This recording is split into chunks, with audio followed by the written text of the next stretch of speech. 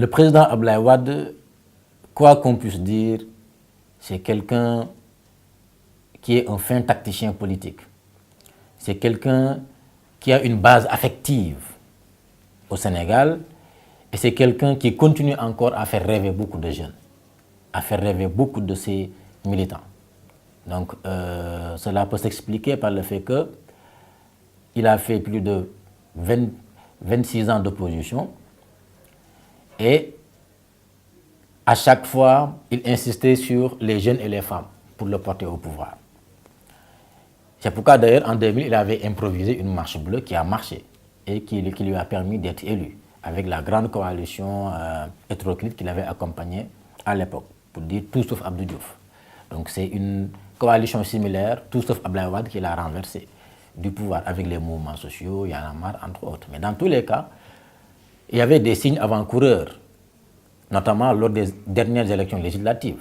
Quand le président Abdoulaye Wade a accepté de diriger la liste du PDS, vous avez vu, le PDS est sorti deuxième de ces élections législatives-là. Donc il est venu et il a complètement chamboulé le jeu politique. Il a redynamisé la campagne électorale. C'est exactement la même chose.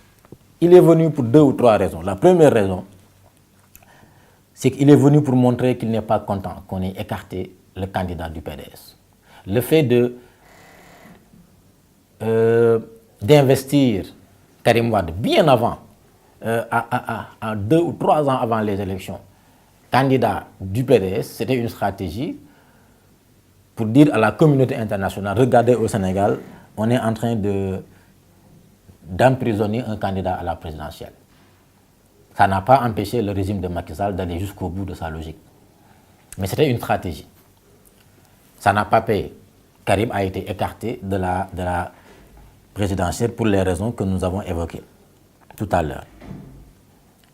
La deuxième raison qui a fait venir Abdoulaye Wade, c'est de venir perturber le processus électoral.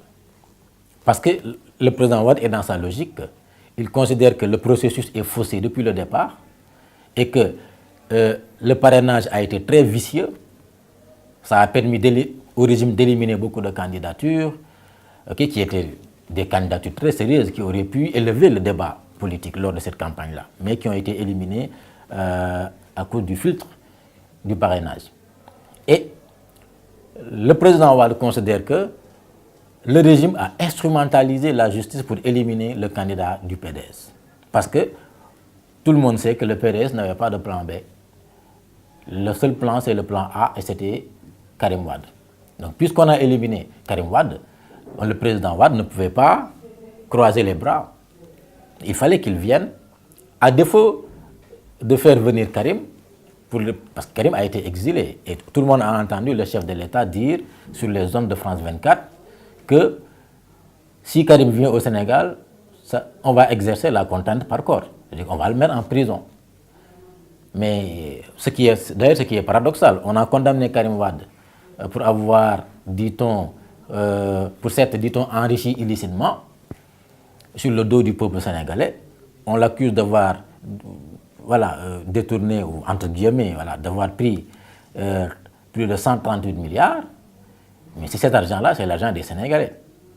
Comment un chef de l'État peut dire, tant qu'il reste en dehors du Sénégal, il peut bouffer notre argent, mais dès qu'il vient, il va payer? C'est paradoxal. C'est que l'objectif au départ, ce n'était pas de traquer l'argent des Sénégalais, mais c'était d'éliminer un candidat, clairement. Parce que si c'était l'argent qui intéressait le président a besoin de cet argent pour régler, par exemple, la question des 6 000 abris provisoires qui existent, pour régler la question de la santé, avec la couverture maladie universelle qui est en train d'étouffer beaucoup d'hôpitaux, à cause de la dette que l'État leur doit, à cause de la couverture maladie universelle. Les syndicats de la santé sont actuellement à leur 17e ou 18e plan d'action de grève. Donc du coup, il y a un souci. Et ce grand souci-là, c'est que comment un chef d'État peut nous dire que tant que Karim Wade reste en dehors du Sénégal, il peut se la couler douce, mais dès qu'il rentre au pays, on va exercer la contrainte par corps. C'est que l'objectif n'était pas... Donc, Abdoulaye Wade est venu pour ces 3 raisons-là. La première raison, c'est que il considère qu'on a injustement éliminé le candidat du PDS, Karim Wade, en instrumentalisant la justice. Deuxièmement, il veut tout faire pour perturber le processus électoral parce qu'il considère que le processus est vicié depuis le départ et que l'opposition va directement vers sa défaite. Et qu'il ne fallait même pas participer à ces élections-là, il fallait les boycotter, parce que dans tous les cas, Macky en amont, c'est ce qu'il dit, hein, le régime en amont a vicié le processus et que la carte électorale a été modifiée, on a tripatouillé le fichier, on ne sait pas avec quel fichier on va aller aux élections, ce n'est que récemment qu'on a sorti un fichier. Donc le président Wade est dans sa logique, il considère que le processus est vicié, il ne peut pas aller aux élections avec un processus comme ça qui dans tous les cas va être favorable au régime sortant. Donc il est dans sa logique, il considère. Par contre, il est en train de mettre de l'eau dans son vin. Parce qu'il est en train, après avoir rencontré le calife des Mourites, il est en train de revoir sa copie et de chercher à nuancer son propos. Il n'est plus aussi virulent.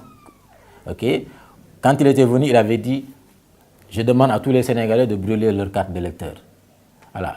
Mais il oublie peut-être que les cartes d'électeur, c'est aussi les pièces d'identité. C'est avec ces pièces-là que les gens vont récupérer leur wari, vont récupérer leur argent. Voilà. Donc comment est-ce qu'on va brûler un document administratif? Ce qui est un délit d'ailleurs. On ne peut pas brûler un document administratif. Mais quand même, il était dans sa logique. Il est venu pour perturber. Il est venu pour secouer un peu le baobab. Et il est en train de le réussir. Voilà. Mais là, il est en train de mettre de l'eau dans son bissap pour essayer de voir comment est-ce qu'on peut chercher à peser dans le processus électoral sans pour autant, dit-il, soutenir ouvertement un candidat. Mais il a dit qu'il a beaucoup de sympathie quand même pour le candidat Ousmane Sonko.